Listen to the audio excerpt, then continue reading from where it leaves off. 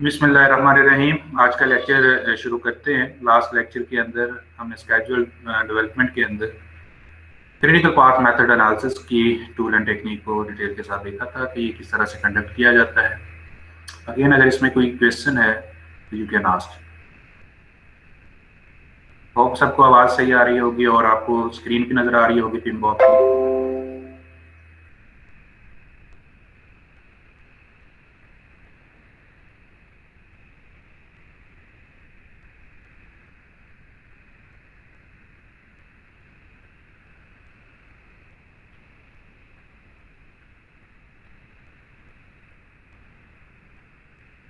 और ये time management के अंदर ये जो स्केजुअल डेवलपमेंट का प्रोसेस है इसको बड़े ध्यान के साथ कीजिए, क्योंकि ये क्वेश्चंस के लिहाज से मिड टर्म, फाइनल टर्म और क्विज असाइनमेंट्स के लिहाज से बहुत इंपॉर्टेंट है, क्योंकि इसमें से मैक्सिमम क्वेश्चंस पूछे जाते हैं और इसमें कॉन्सेप्ट्स बहुत सारे इन्वॉल्व हैं। इसलिए सारे को बड़े ध्यान के साथ कीजिएगा।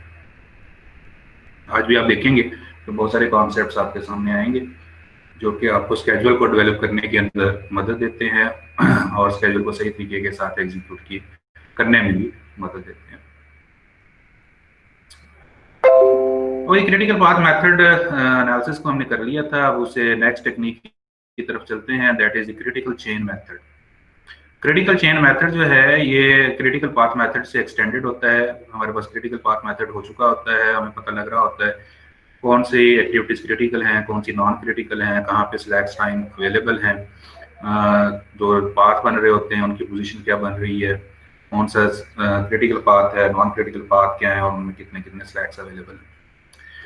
क्रिटिकल चेन मेथड जो है ना ये कह लें कि एक और तरीका है अपने स्केड्यूल को फ्लेक्सिबल रखने का, कि उसके अंदर हम कॉन्टीजेंसी या रिजर्व के लिहाज से चीज़ों को देख सकते हैं। जब हमारे सामने क्रिटिकल पाथ मेथड एनालिसिस हो चुका होता है, हमें स्लैक्स का पता लग चुका होता है, तो हमारे पास ये ऑप्शन अवेलेबल होती है, या तो हम स्लैक्स को सामने रख के चीज़ों को मैनेज करने की कोशिश करें, या फिर ये है कि हम क्रिटिकल चेन मेथड के को इस्तेमाल करें।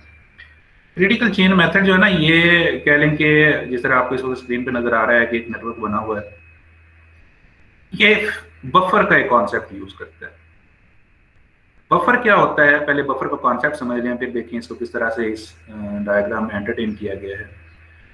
बफर जो होता है ये एक ऐसी ड्यूरेशन होती है पूरे पाथ की या एक पार्शियल पाथ की, एक ऐसी ड्यूरेशन होती है जो उस पाथ के आखिर में हम इंसर्ट करते हैं, रखते हैं, कि ताकि अगर वहां पे उस पाथ के ऊपर कहीं पे भी हमें स्केड्यूल को मैनेज करना पड़ जाए, कोई हमारे पास ऐसी सिचुएशन क्रिएट हो जाए कि वहां पे हमें ज्यादा टाइम किसी एक्टिविटी में लगाना पड़ सके, तो उस बफर में से टाइम लेके हम लगा सकें। Buffer is actually reservoir of duration.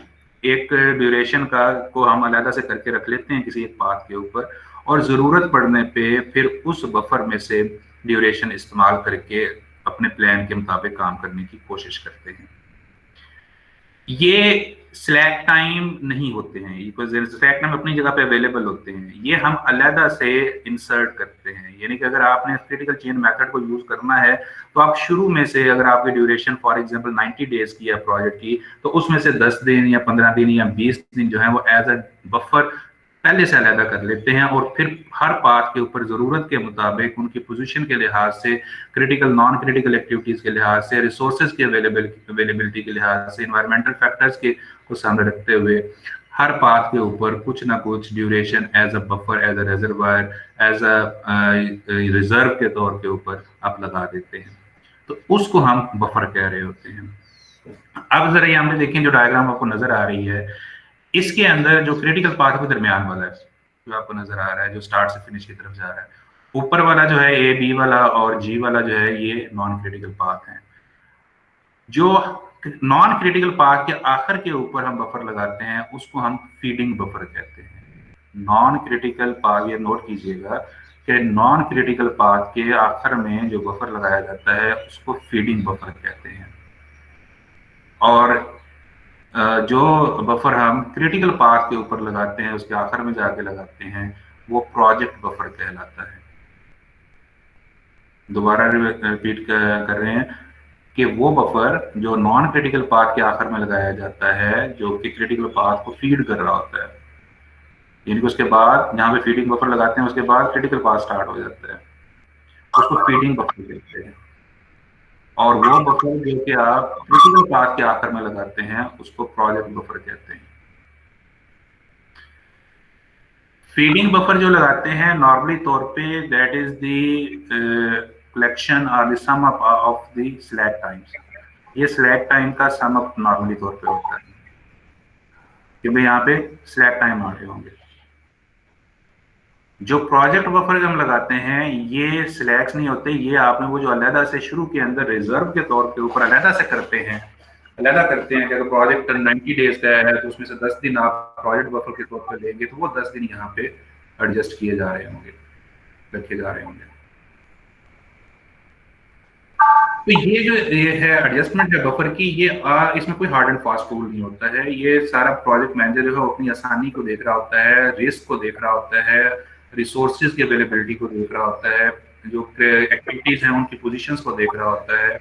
तो उनको सामने रखते हुए वो डिसाइड करता है कि मैंने बफर कितना रखना है और कितना रखना है। और बाज़ औक़ात ये भी होता है कि फीडिंग बफर नहीं रखे जाते, वो स्लैक्स को ही देखा जाता है कि सिर्फ वो वहाँ पे अवेलेबल है और उनको रखा जाए। लेकिन क्योंकि नॉन क्रिटिकल पाथ के ऊपर कोई स्लैक टाइम अवेलेबल नहीं होता, जीरो होता है, तो प्रोजेक्ट बफर बड़ा इंपॉर्टेंट बन जाता है कि क्योंकि उसके अंदर भी तो ये खदशा आ सकता है कि आपकी एक्टिविटीज लेट हो जाए या उस टाइम के ऊपर ना हो सकें जो जो टाइम दिया गया है। तो फिर ये जो प्रोजेक्ट बफर है ये आपको मदद देगा कि उसके अंदर ये टाइम अवेलेबल होगा।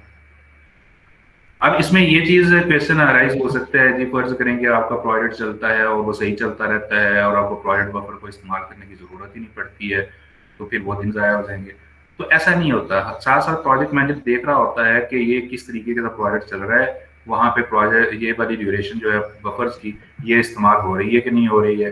और जब उसको यकीन आ जाता है कि इसको इस्तेमाल करने की जरूरत नहीं है, तो वो दोबारा से ये वाला यहाँ से बफर खत्म करके उसको एडजस्ट कर देता है रिमेनिंग एक्टिविटीज के अंदर, और वो फिर अगेन वहाँ पे फ्लेक्सिबिलिटी अवेलेबल होती है और आप आसानी के साथ एक्टिविटीज करके प्रोजेक्ट को कंप्लीट कर लेते हैं।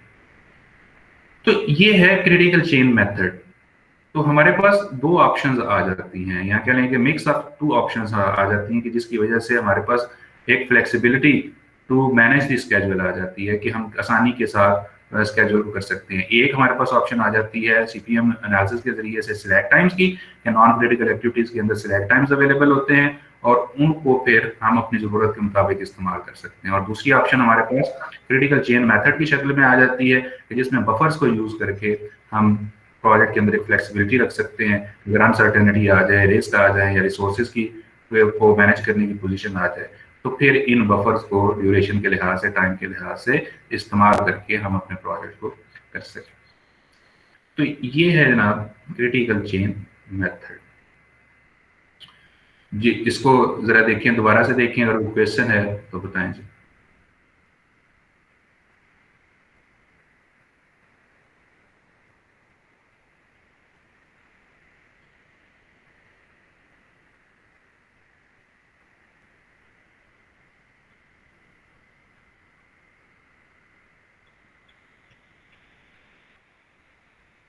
जी क्रिटिकल चेन मेथड का समझ आइए जी।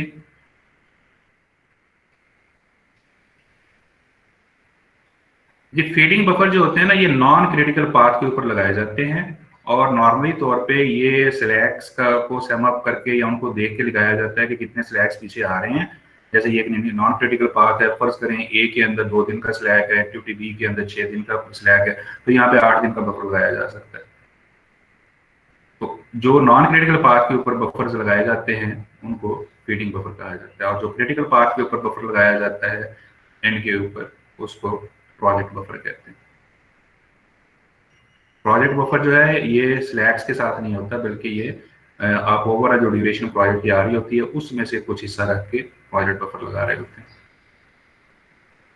ये होप आंसर द क्वेश्चन।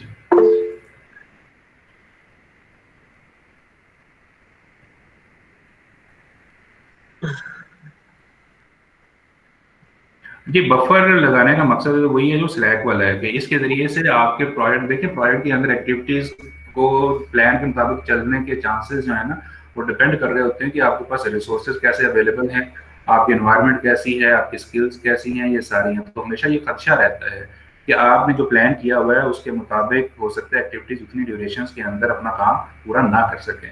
तो इस रिस्क को बचाने के लिए आपके पास ये दो ऑप्शन आ जाती हैं, या तो स्लैक टाइम को चूज करके इस्तेमाल करके अपने प्लान के ऊपर रहें, और या फिर ये है कि ये क्रिटिकल चेन मेथड के अंदर बफर के कॉन्सेप्ट को अप्लाई करके इस रिस्क को कम से कम करने की कोशिश करें कि आपकी जो एक्टिविटीज हैं वो सेट ड्यूरेशन के अंदर मुकम्मल हो सकें।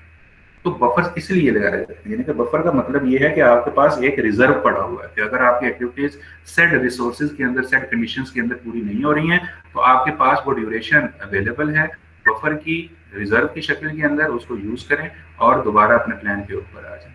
तो इस मकसद के लिए हम बफर यूज कर रहे होते हैं। ये ऐसे ही है जैसे पहले भी कई दफा एग्जाम्पल दी गई, जैसे आपके मोटरसाइकिल के अंदर रिजर्व होता है, पर पेट्रोल का रिजर्व होता है, या आप पैसों के लिहाज से देखें कुछ पैसे बचा के रख लेते हैं कि अगर कोई अनसर्टेनिटी आ गई या रिस्क आ गया तो फिर इसको यहाँ से इस्तेमाल कर सकेंगे। तो ये बफर उस वही कॉन्सेप्ट है। तो यहाँ पे ड्यूरेशन की शक्ल में बफर लगाए जाते हैं। आप एक पाथ के ऊपर, एक पाथ फॉर एग्जाम्पल 22 दिन का पाथ है पूरा, तो उसके ऊपर आप 5 या 4 दिन का आखिर के अंदर एक बफर रख लेते हैं कि अगर जरूरत पड़ी तो ये 4-5 दिन को यूज कर लेंगे। So this is the reason that we try to have the buffers.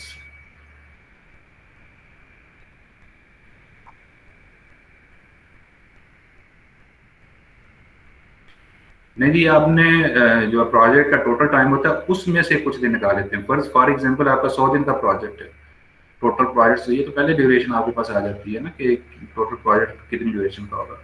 अब 100 दिन का प्रोजेक्ट है तो उसमें से आप देख सकते हैं, एनालिसिस करते हैं कि आपको अगर बफर रखने की जरूरत है तो कितने दिन का यहाँ से निकाले जा सकते हैं। तो 100 दिन का प्रोजेक्ट आप फॉर एग्जाम्पल कहते हैं जी 10 दिन का बफर ले लेते हैं, जो कि क्रिटिकल पाथ के ऊपर हम लगा देंगे। जो स्लैक टाइम का बफर है वो ऑटोमेटिकली आ जाएंगे, जो नॉन क्रिटिकल पाथ के वो स्लैक टाइम के लिहाज से आ जाएंगे।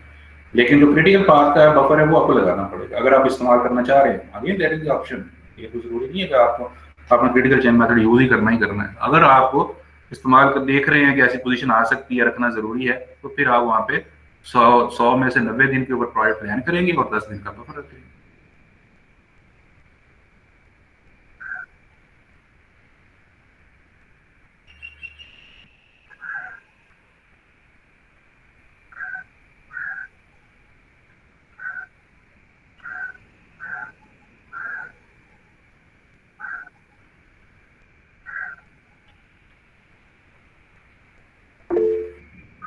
ये वसीम अकरम प्लीज आप अपना माइक ऑफ कर दें।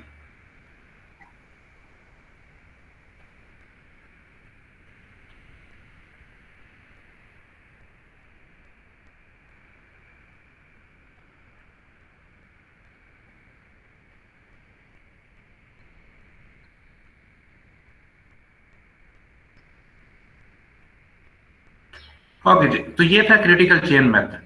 तो इसके जरिए से हम अपने स्केड्यूल के अंदर एक फ्लेक्सिबिलिटी रख सकते हैं, जिससे हमारे पास प्रोजेक्ट अगर की एक्टिविटीज अगर लेट होनी शुरू हो जाए या किसी लिहाज से ना अपनी ड्यूरेशन पूरी हो रही हो तो इनको इस्तेमाल करके हम कर सकते हैं।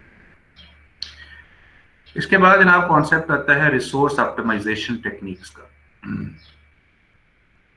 Resource optimization techniques, resource optimization techniques ये से मुराद ये होती है कि अगर आप रिसोर्सेज असाइन किए हैं आपने मुख्तलिफ एक्टिविटीज के ऊपर और उनमें इम्बैलेंस आ रहा है, ऐसे रिसोर्सेज सही तरीके के साथ नहीं लगाए गए हैं और वो अपने सेट एफर्ट के अंदर प्रोजेक्ट नहीं कर पा रहे हैं, एक्टिविटीज नहीं कर पा रहे हैं, तो then what are the techniques और what are the concept through which you can balance them और you can adjust them so that they can complete their task.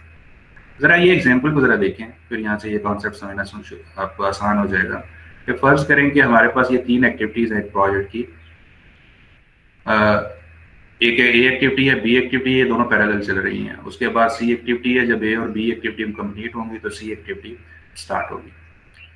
A activity के ऊपर 2 लोग लगाए गए हैं, टॉम जो कि 8 घंटे दिन में काम कर रहा है, इस तरह सू है ये भी 8 घंटे काम कर रहा है। एक्टिविटी बी है, इसके ऊपर भी पर सिर्फ एक पर्सन लगाया गया है, दैट इज सू। सू ए पे भी लगा हुआ है और बी के ऊपर भी लगा हुआ है।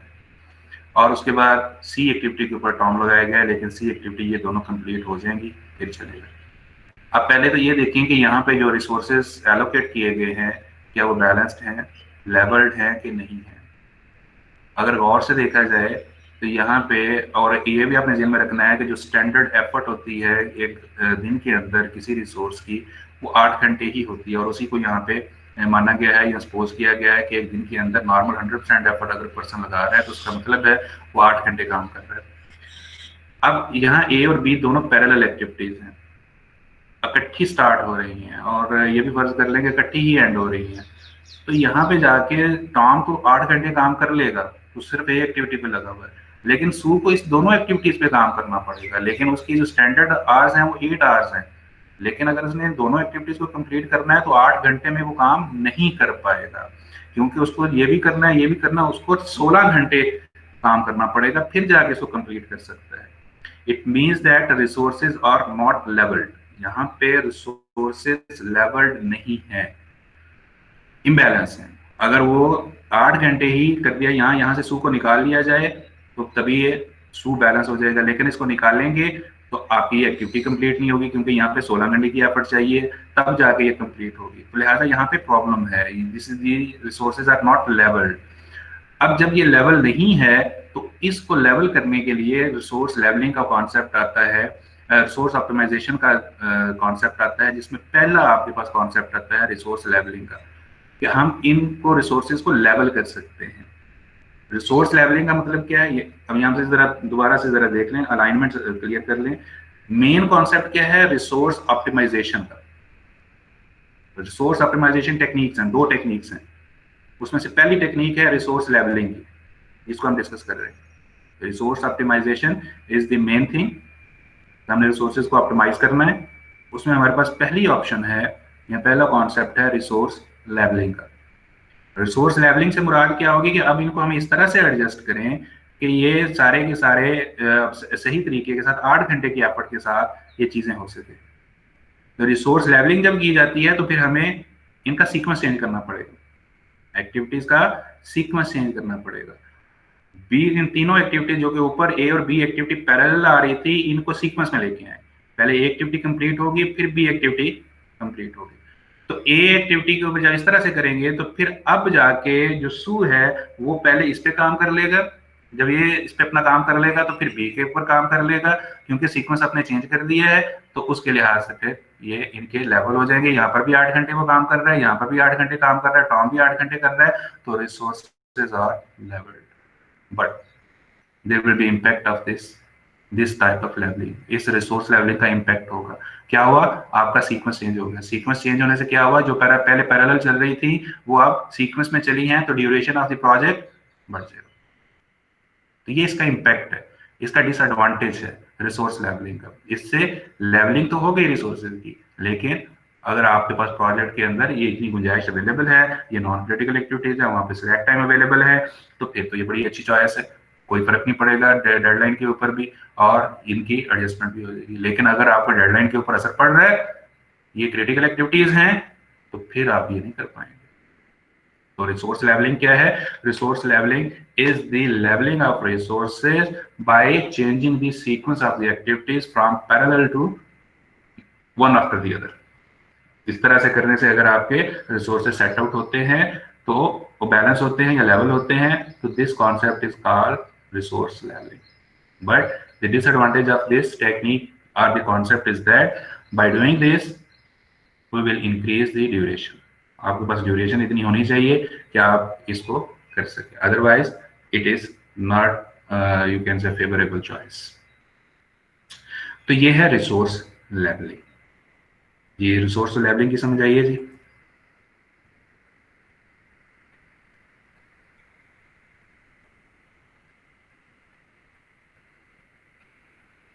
जी चैट रूम के अंदर रिप्लाई करें जी, समझ आइए।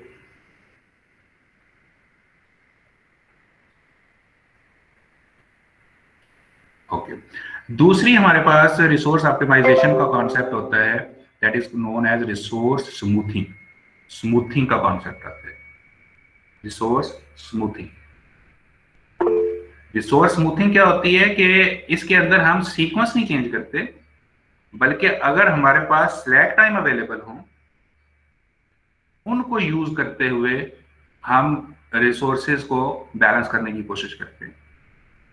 जैसे यहाँ पे अगर सू के पास ये टाइम अवेलेबल है, 8 घंटे के अंदर इसने काम करना है, हम सीक्वेंस चेंज नहीं करेंगे, बल्कि हम क्या करेंगे कि यहाँ पे स्लैक टाइम अवेलेबल है, उसके लिए उसको कहेंगे कि ये जनाब आप इसके अंदर फर्ज करें इसमें 1 दिन का स्लैक टाइम अवेलेबल है बी एक्टिविटी के अंदर, ये 8 घंटे में काम करना है, लेकिन यहाँ पे स्लैक टाइम अवेलेबल है 8 घंटे का, तो वो फिर सू आसानी के साथ कर लेगा क्योंकि उसके पास यहाँ पे स्लैक टाइम अवेलेबल है। वो सारा काम, ये एक्टिविटी तब स्टार्ट होनी है जब ये दोनों कंप्लीट हो जाएंगी और यहाँ पे स्लैक टाइम अवेलेबल होगा, और स्लैक टाइम जब अवेलेबल होगा तो आसानी के साथ इसको कर लेगा।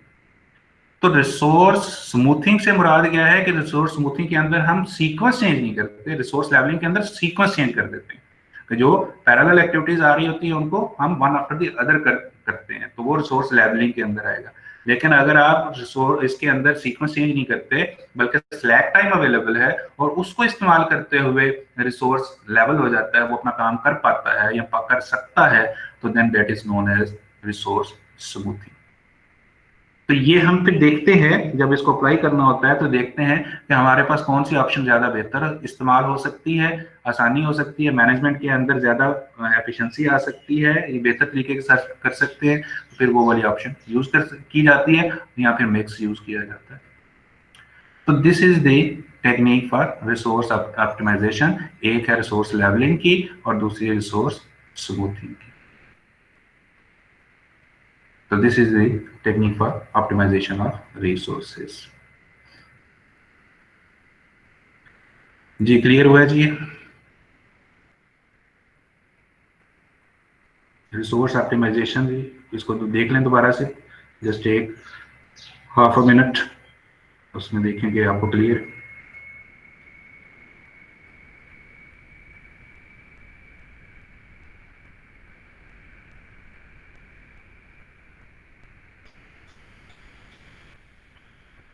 जिस जो स्मूथिंग की टेक्निक है ये, इसके अंदर हम सीक्वेंस चेंज नहीं करते, एक्टिविटीज का सीक्वेंस वही रहेगा, लेकिन ये देखेंगे कि उन एक्टिविटीज के अंदर अगर स्लैक टाइम्स अवेलेबल है, नॉन क्रिटिकल एक्टिविटीज हैं और स्लैक टाइम अवेलेबल है, तो फिर रिसोर्सेज को अगर आप इस तरह भी एलोकेट करते हैं जिस तरह इस वक्त आपको नजर आ रहा है, तो वो फिर काम करना पॉसिबल हो जाएगा।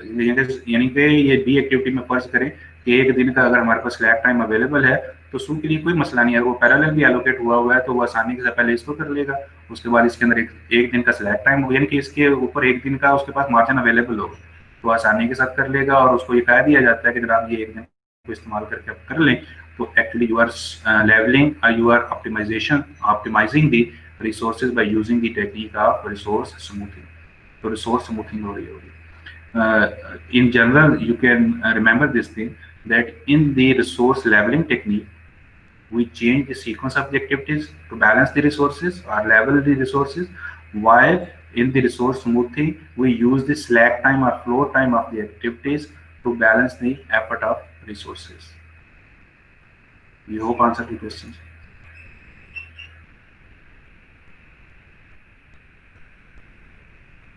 जी अगर आपके पास अवेलेबल नहीं है फ्लोट टाइम, तो then we will go towards resource levelling, फिर आप लेवलिंग की तरफ जाने की कोशिश करेंगे कि आपके पास सीक्वेंस को चेंज किया जा सकता है, तो सीक्वेंस को चेंज करके उनको हम लगा सकते हैं।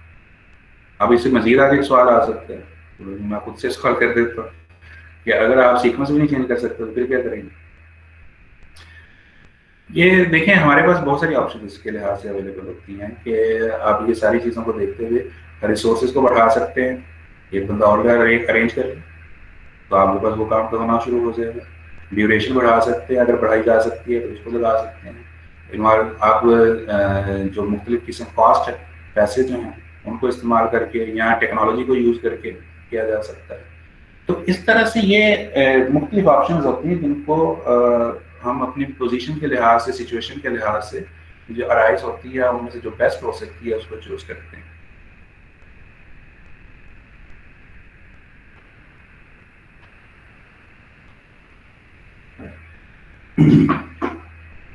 स्मूथिंग के का डिसएडवांटेज कोई नहीं है, वो उसके अंदर देखें ना नॉर्मली तौर पे उसका कोई डिसएडवांटेज नहीं है, क्योंकि स्लैक टाइम अगर अवेलेबल है तो हम उनको यूज करेंगे। इसका डिसएडवांटेज उसी वक्त बनता है जब स्लैक टाइम अवेलेबल ही नहीं है, फिर ज़ाहिर हम उसको इस्तेमाल ही कर सकेंगे।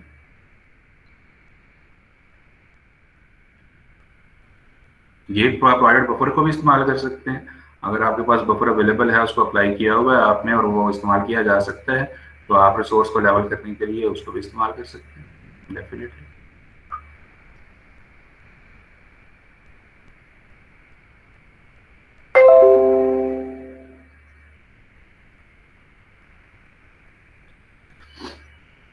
ओके जी, आगे चलते हैं जी। नेक्स्ट कॉन्सेप्ट है जी मॉडलिंग टेक्निक्स का, कि हम जब स्केड्यूल बना रहे होते हैं तो हमारे पास मुख्तलिफ किस्म के सिनेरियो जनरेट होते हैं। ख़ास तौर पे इसको इस्तेमाल किया जाता है फॉर सीक्वेंसिंग ऑफ एक्टिविटीज़ के लिए। जब आप एक्टिविटीज़ का सीक्वेंस ड्रॉ कर रहे होते हैं तो वहाँ पे मॉडलिंग टेक्निक्स आपको बहुत हेल्प आउट करती हैं कि आपके लिए best sequence of the activities क्या हो सकता है। उसमें एक ये टेक्निक यूज़ की जाती है या कॉन्सेप्ट की यूज़ किया जाता है व्हाट इफ सिनेरियो का, कि आप बहुत सारे व्हाट इफ सिनेरियो जनरेट करते हैं कि अगर ये सीक्वेंस रखें तो क्या पोजीशन आएगी, कितने स्लैक्स आएंगे, अगर आप दूसरा सीक्वेंस चेंज करते हैं। वही जो कॉन्सेप्ट हमने सीक्वेंस के डिस्कस किए थे, जिसमें वो मैंडेटरी का था, एक्सटर्नल का था, इंटरनल का था, डिस्क्रिशनल का था, और उसके बाद फिर हमने उसको टेक्निकली तौर पे देखा था, finish to start, start to finish, start to start और फिनिश टू फिनिश। तो इन सारों के मुख्तलिफ सिचुएशन जनरेट करने को हम व्हाट इफ सिनेरियो कह रहे होते हैं। या मुख्तलिफ किस्म के सिनेरियो जनरेट करके उनको, अब जैसे जैसे आपको बताया था कि ये MS प्रोजेक्ट का जो सॉफ्टवेयर है उसके अंदर आप मुख्तलिफ किस्म के सीक्वेंस जनरेट नेटवर्क डायग्राम्स बना सकते हैं जो फौरी तौर पे बन के आपके सामने आ जाते हैं। फिर आप उनको एनालाइज करते हैं और देखते हैं कि उसमें से आपके लिए सबसे बेहतर क्या हो सकता है, तो वही व्हाट इफ सिनेरियो जनरेट हो जाते हैं। इसी को तरीके से ज़्यादा प्रॉपर तरीके से करने के लिए सिमुलेशन का कॉन्सेप्ट होता है। ये मुख्तलिफ टूल्स आपको सिमुलेशंस क्रिएट करके दे सकती हैं, जैसे नेटवर्क के लिए या स्केजुअल्स के लिए MS प्रोजेक्ट को, माइक्रोसॉफ्ट विजियो को, प्राइमावीरा को, इनको इस्तेमाल, स्मार्ट रॉ को, इनको यूज़ किया जा सकता है सिमुलेट करने के लिए कि आपके पास मुख्तलिफ किस्म की क्या आ सकती है। हर जगह के ऊपर आप इसको इस्तेमाल कर सकते हैं। ड्यूरेशन एस्टिमेट कर रहे हैं, रिसोर्सेज एस्टिमेट कर रहे हैं, सीक्वेंस दे रहे हैं, सबके मुख्तलिफ सिनेरियोज आपने जनरेट करने हैं, तो उनके अंदर ये हमें हेल्प आउट कर रहे होते हैं कि किस तरीके से मॉडलिंग टेक्निक से मॉडल करके या हमारे सामने एक एग्जैक्ट सिनेरियो जनरेट कर देते हैं और फिर उन पे वो समझना, काम करना, डिसीजंस लेना आसान हो जाता है। तो ये मॉडलिंग टेक्निक्स के लिए ये आप इस्तेमाल करेंगे आगे जाके, जब आपको डिमॉन्स्ट्रेशन दी जाएगी MS प्रोजेक्ट की, तो आप देखेंगे कि आपके पास बहुत सारे ऑप्शंस किसी एक चीज़ के ऊपर आ सकती हैं और फिर आप उसमें से बेहतर को चूज कर सकते हैं। लीड्स एंड लैग्स को हमने डिस्कस कर लिया था जी। उसके बाद I think schedule compression techniques.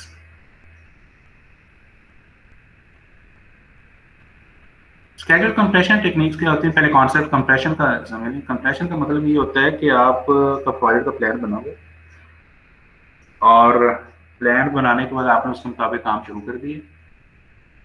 Project आपका फॉर एग्जांपल तकरीबन 50% हो चुका है और ये प्रोजेक्ट था आपका फॉर एग्जांपल 100 डेज का। 100 डेज का प्रोजेक्ट आप चला रहे थे, 50 दिन का काम आपने कंप्लीट कर लिया, 50 दिन का काम आपका रह गया। हायर मैनेजमेंट की तरफ से एक ऑर्डर आ जाता है आपको कि आपका जो बाकी 50 दिन का काम है, अब आप 50 दिन में नहीं करेंगे, बल्कि आपके पास सिर्फ 30 दिन अवेलेबल है। 50 डेज के बजाय आपने 30 डेज के अंदर वो काम कंप्लीट करना है। यानी कि आपने अपने स्केड्यूल को कंप्रेस करना है। छोटा हो गया आपका प्रोजेक्ट, आपकी ड्यूरेशन जो है वो रिड्यूस कर दी गई है, कम कर दी गई है। 50 दिन में बाकी काम करना था, अब आपने 30 दिन में करना है।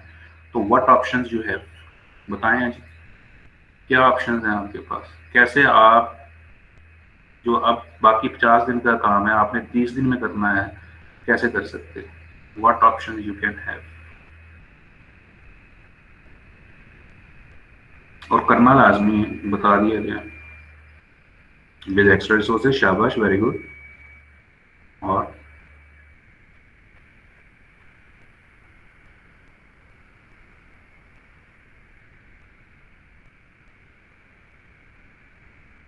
टाइम ज्यादा नहीं हो सकता जी, वो तो उन्होंने कम कर दिया है, वो कैसे ज्यादा हो सकता है?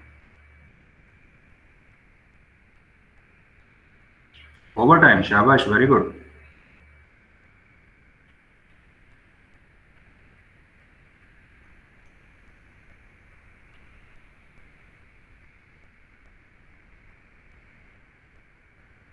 बफर्स कम नहीं करके, बफर्स को यूज करके।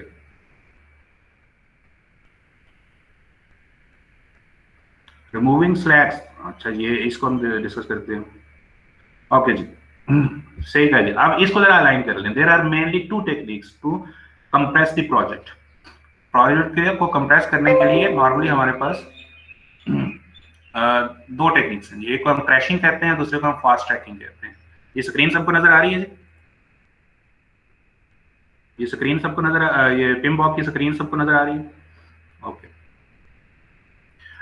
स्केड्यूल को कंप्रेस करने की दो मेन टेक्निक्स हैं जी। बाकी उसको फिर एडजस्ट कर किया जा सकता है, बाकी कॉन्सेप्ट इन्वॉल्व किया जा सकते हैं।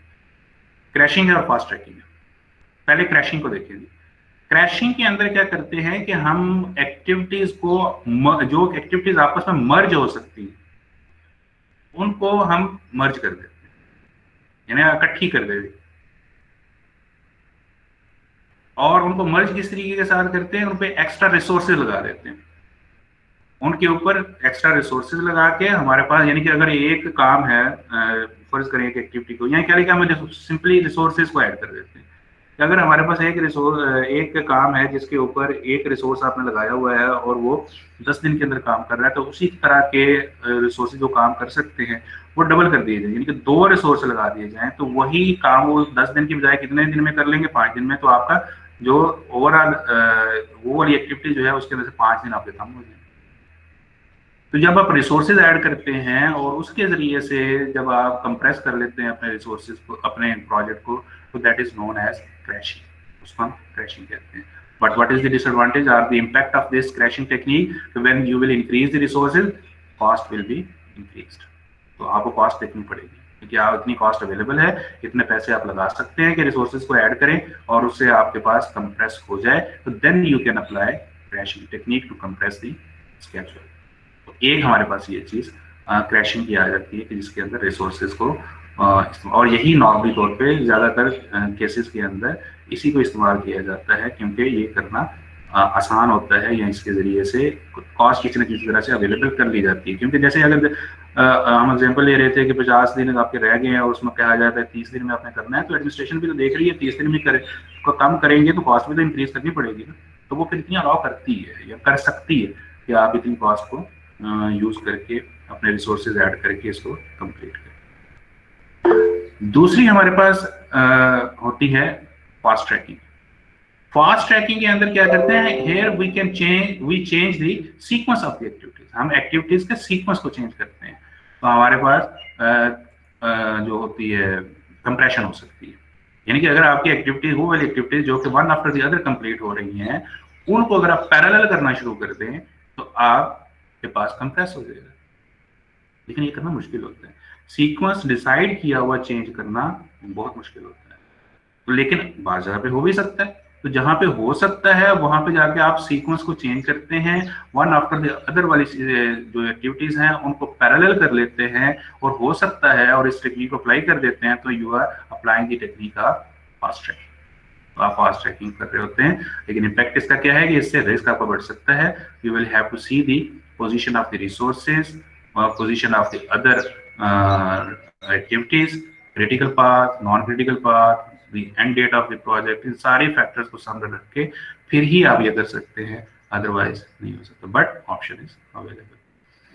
तो ये है जनाब स्केड्यूल कंप्रेशन की टेक्निक्स, जिनके जरिए से हम स्केड्यूल को शॉर्टन कर सकते हैं on the available resources, available position of the sequence of the activities. इसको भी जरा दोबारा इस कॉन्सेप्ट को देख लें स्केड्यूल कंप्रेशन का, और कोई क्वेश्चन है तो बताइए।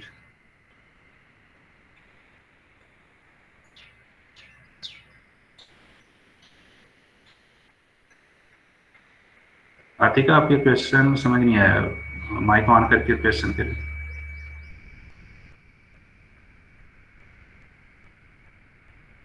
सर, अगर जो activities one after the other हो रही थी और टाइम को कंप्रेस करने के लिए अगर हम उनको पैरेलल में कर दें, तो फिर वो स्टैंडर्ड एफर्ट का इशू नहीं आ जाएगा कि अगर एक पर्सन 2 एक्टिविटीज पे काम करना शुरू कर दे एट अ टाइम पैरेलल में। मतलब पहले वो वन आफ्टर द अदर, यानी एक को भी 8 घंटे दे रहा था, उससे अगले को भी 8 दे रहा था, लेकिन अब हम पैरेलल कर रहे हैं तो फिर वो किस तरह उसको मैनेज करेगा? फिर हमारे रिसोर्सेज तो ऑटोमेटिकली ज़्यादा करनी ही पड़ेंगी। देखिए, इसमें हम जब भी कोई एक ऑप्शन अप्लाई करते हैं तो उसका इम्पैक्ट जहां जहां आ रहा होता है उस सारे को एडजस्ट करते हैं। यानी कि अगर आप सीक्वेंस चेंज करते हैं और उसकी वजह से आपके पास रिसोर्सेज की ऑप्टिमाइजेशन का प्रॉब्लम आ जाता है, तो वहां पे रिसोर्स ऑप्टिमाइजेशन के कॉन्सेप्ट भी अप्लाई किए जाएंगे। उनको सामने रख के वहां पर भी तो हमारे पास दो ऑप्शन है ना, स्मूथिंग की और रिसोर्स लेवलिंग की।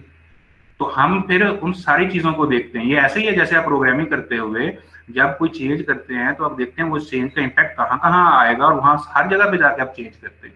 तो यहाँ पर भी अगर आप क्रैशिंग करनी पड़ रही है या आपको फास्ट ट्रैकिंग करनी पड़ रही है, जो भी काम आप अप्लाई करते हैं और उसकी वजह से किसी दूसरे के ऊपर भी उसका असर पड़ रहा है, रिसोर्सेज के ऊपर असर पड़ रहा है, उनकी एफर्ट के ऊपर असर पड़ रहा है, तो उसको भी आप एडजस्ट करें। तो ये सारे कॉन्सेप्ट पढ़ने के लिए तो कॉन्सेप्ट हम वन बाई वन पढ़ रहे हैं, लेकिन जब अप्लाई करने की बारी आएगी तो जहां पे जिस जिस कॉन्सेप्ट को अप्लाई करने की जरूरत होगी उसको बुरुएकार लाया जाएगा, इस्तेमाल किया जाएगा और उससे मुस्तफीद हुआ जाएगा। तो इस वजह से ये कोई ऐसा मसला है, अगर एक चीज को आप करते हैं तो उसको ओवरऑल पूरे के पूरे स्नैप, यही तो असल में मैनेजमेंट है, यही तो कंट्रोलिंग है कि आप अपने देखना कि एक चेंज कर रहे हैं, उस सारे इम्पैक्ट को सामने रखें और रखने के बाद जहां जहां पे जो जो चीज करने की जरूरत है उसको वहां पे अप्लाई कर दें। जी बिल्कुल, इसको कॉस्ट हर चीज को देखा है। जब भी आप एक चीज को चेंज करते हैं या कॉन्सेप्ट अप्लाई करते हैं, आप कॉस्ट को भी देख रहे होते हैं, आप रिसोर्सेज की यूटिलाइजेशन को देख रहे होते हैं, टाइम फैक्टर को देख रहे होते हैं, एनवायरमेंटल फैक्टर्स को देख रहे होते हैं, टेक्नोलॉजी इम्पैक्ट्स को देख रहे हैं, सारी चीजों को सामने रख के फिर हम देखते हैं कि हमारे पास बेस्ट चॉइस क्या हो सकती है और उसको हम अप्लाई कर देते हैं।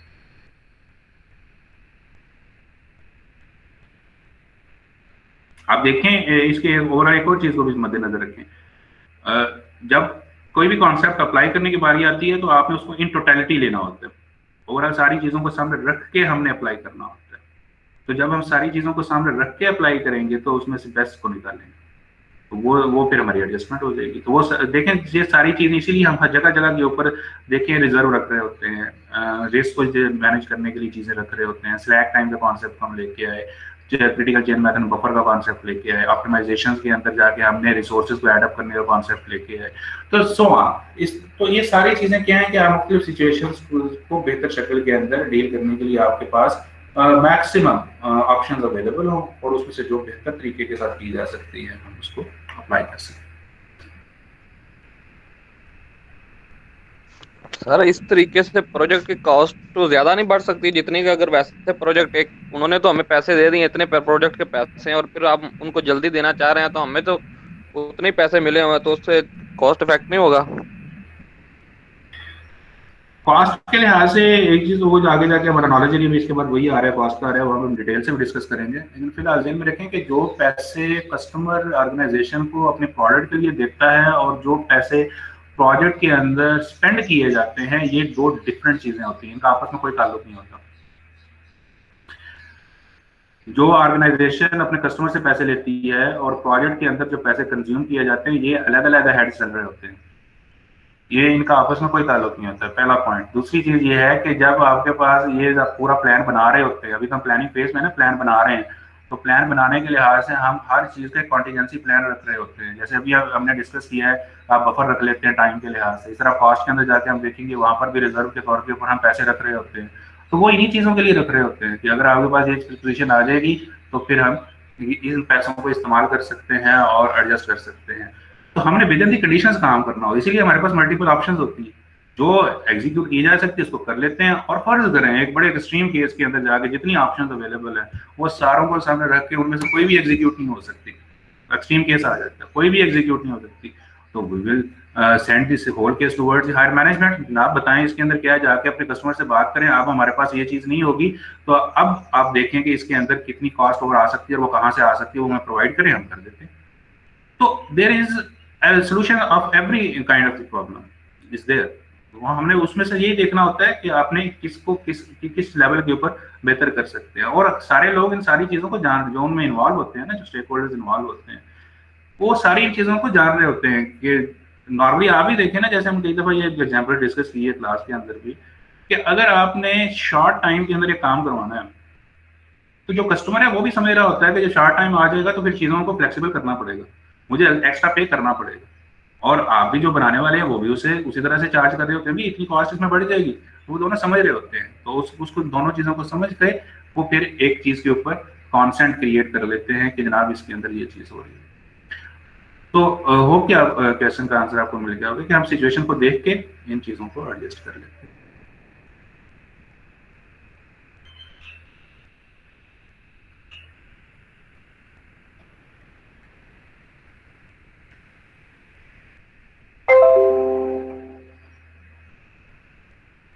तो ये थी जनाब स्केड्यूल कंप्रेशन। उसके बाद है जनाब स्केड्यूल टूल, वो एमएस प्रोजेक्ट के नेक्स्ट लेक्चर के अंदर आपको डेमोन्स्ट्रेशन दी जाएगी, तो वहाँ पे आप देखेंगे कि स्केड्यूल टूल के जरिए से किस तरह से स्केड्यूल बन जाता है। आउटपुट निकलती है, स्केड्यूल बेसलाइन होता है, जो स्केड्यूल आपका बन जाता है और अप्रूव हो जाता है वही उस स्केड्यूल बेसलाइन कहलाता है। स्केड्यूल जो बनता है उसकी आपने वैसे तो फाइनल प्रोजेक्ट कर रहे हैं तो आपने देखा होगा यहाँ पे ये कुछ एग्जाम्पल्स दी है, इस तरह गैंट चार्ट आप बना लेते हैं, ये सारी एक्टिविटीज की डिस्क्रिप्शन आ रही होती है, या वो ये पीरियड्स आ रहे हैं या क्या ये डेज आ रहे हैं, आगे गैंट चार्ट की शक्ल के अंदर रिलेशनशिप्स नजर आ रहे हैं आपको। तो ये इस तरह से हम इसको हम डिटेल के साथ नेक्स्ट लेक्चर में देखेंगे कि एमएस प्रोजेक्ट को यूज करते हुए किस तरह से वो जो ऊपर वाले जितने प्रोसेसेस का काम है वो यहाँ पे इंटीग्रेट हो जाएगा और आपके पास इस तरह से स्केड्यूल बन जाएगा। तो ये इसकी मेन आउटपुट होती है। सारा डाटा मेंटेन हो रहा होता है, कैलेंडर चल रहे होते हैं, ये सारी चीज़ें इंशाल्लाह नेक्स्ट लेक्चर के अंदर आपको क्लियर हो जाएगी। आखिरी प्रोसेस है जी इस नॉलेज एरिया का, that is the control schedule. ये तकरीबन हो चुका है, वही कॉन्सेप्ट सारे के सारे हम इस्तेमाल करते हैं जो कि ऑलरेडी हम डिस्कस कर चुके हैं। कंट्रोल स्केड्यूल का process monitoring and controlling phase का है और इसका मेन काम ये होता है कि आपने का प्रोजेक्ट जो चल रहा है अगर उसमें कोई किसी किस्म की डिविएशन आ रही है, क्योंकि प्रोजेक्ट चल रहा होगा उसमें प्लान और एक्चुअल का स्टेटस आपके पास आ रहा होगा, उसका डिफरेंस आ रहा होगा, तो उनके डिफरेंस की बुनियाद के ऊपर अगर आपको प्रोजेक्ट को दोबारा ट्रैक के ऊपर लाना है, फिर दोबारा सही करना है और वो प्रोजेक्ट डुएबल बन जाए और वो सही तौर पे सारे काम कर रहे हो, तो ये काम करने को हम क्या कहते हैं, कंट्रोल स्केड्यूल को। तो इसमें यही सारे कॉन्सेप्ट इस्तेमाल किए जाते हैं जो भी हमने इसके देखे। इसके जरा टूल्स एंड टेक्निक्स देखें तो आपको वही सारी नजर आएंगी। जैसे परफॉर्मेंस रिव्यूज है, ये क्या है कि ये आपके पास जो काम हो रहा है उसकी रिपोर्ट्स आ रही होती हैं कि कितना काम हो चुका है, प्लान क्या था, वो कितना चुका है और उनके दरमियान कोई डिफरेंस है तो वो आपके सामने आ रहा होता है। प्रोजेक्ट मैनेजमेंट सॉफ्टवेयर के जरिए से ये देखा जा रहा होता है। रिसोर्स ऑप्टिमाइजेशन टेक्निक्स को भी हमने देखा है। रिसोर्स कितनी टेक्निक्स होती हैं, दो, जिसमें से एक होती है रिसोर्स लेवलिंग की और दूसरी होती है रिसोर्स स्मूथिंग की। तो रिसोर्सेज को अगर आपने एडजस्ट करना है तो ये आपके पास टेक्निक होती है। मॉडलिंग टेक्निक्स को व्हाट इफ सिनेरियो है, इस तरह से सिमुलेशंस हैं, उनको इस्तेमाल करके आपके पास मॉडलिंग टेक्निक्स आती हैं। लीड्स एंड लैग्स के कॉन्सेप्ट्स को इस्तेमाल किया जाता है। इसका मतलब है लीड्स एंड लैग्स से मुराद क्या है कि आप सीपीएम एनालिसिस और क्रिटिकल चेन मेथड को इस्तेमाल कर सकते हैं to control the project. Schedule compression है, अभी तो हमने दो टेक्निक्स इस्तेमाल डिस्कस की हैं, उसमें से एक थी फास्ट ट्रैकिंग की और दूसरी थी क्रैशिंग की। स्केड्यूलिंग टूल एमएस प्रोजेक्ट को जिस तरह से हम यूज कर रहे होते हैं, गैंट चार्ट्स बना रहे होते हैं तो उनके अंदर एडजस्ट करना, परसेंटेज रिव्यूज लेना, इस तरह की सारी चीजें हो जाती हैं जिसको हम इंशाल्लाह नेक्स्ट लेक्चर के अंदर डिटेल के साथ देख रहे होंगे। तो ये मुख्तलिफ कॉन्सेप्ट्स को यूज करके आप अपने प्रोजेक्ट को कंट्रोल कर सकते हैं। आउटपुट्स के अंदर ये सारी चीजें आ रही होती हैं, वर्क परफॉर्मेंस इंफॉर्मेशन बन जाती हैं कि आपको ओवरऑल प्रोजेक्ट की पोजीशन परफॉर्मेंस के लिहाज से क्या आ रही होती है, बड़ा क्लियरली नजर आ रहा होता है कितना परसेंट हो गया है, कितना रह गया है। स्केड्यूल की फोरकास्ट हम कर सकते हैं कि फ्यूचर के अंदर प्रोजेक्ट अगर इसी तरह चलता रहे तो कैसे होगा, अगर चेंजेस करेंगे फिर कैसे होगा, तो ये भी चीज़ हमारे सामने हम जनरेट कर सकते हैं। चेंज रिक्वेस्ट हो सकती हैं, प्रोजेक्ट मैनेजमेंट प्लान के अंदर अपडेट्स आ सकती हैं, प्रोजेक्ट डॉक्यूमेंट्स में अपडेट्स आ सकती हैं और ऑर्गेनाइजेशन प्रोसेस एसेट्स में अपडेट्स आ सकती हैं। तो ये था जरा हमारा नॉलेज एरिया टाइम मैनेजमेंट का, जिसको हमने सारे प्रोसेसेस को देख लिया है। इस सारे को जरा एक दफ़ा रिव्यू कर लें जी। कोई भी क्वेश्चन है तो आप पूछ सकते हैं।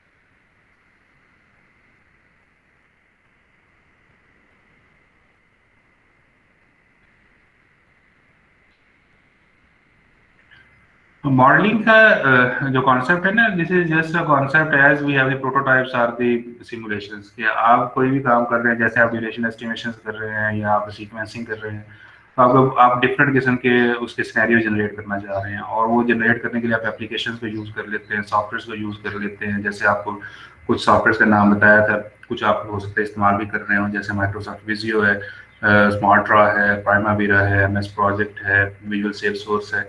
ये सारे सॉफ्टवेयर जो है वो आपको किसी भी एक सिनेरियो के, किसी एक पर्टिकुलर कॉन्सेप्ट के लिहाज से उसके मुख्तलिफ सिनेरियो जनरेट करके आपके सामने रख देते हैं, और फिर आपके लिए उनको समझना और उसमें से चूज करना कि आपके लिए सबसे बेहतर क्या हो सकता है, वो आसान हो जाता है। उसको हम व्हाट इफ सिनेरियो कहते हैं, अगर ये चीज़ हो तो फिर क्या होगा, हाँ चीज़ होगी तो फिर क्या होगा। तो this is known as the modelling concept, वो कॉन्सेप्ट वैसे।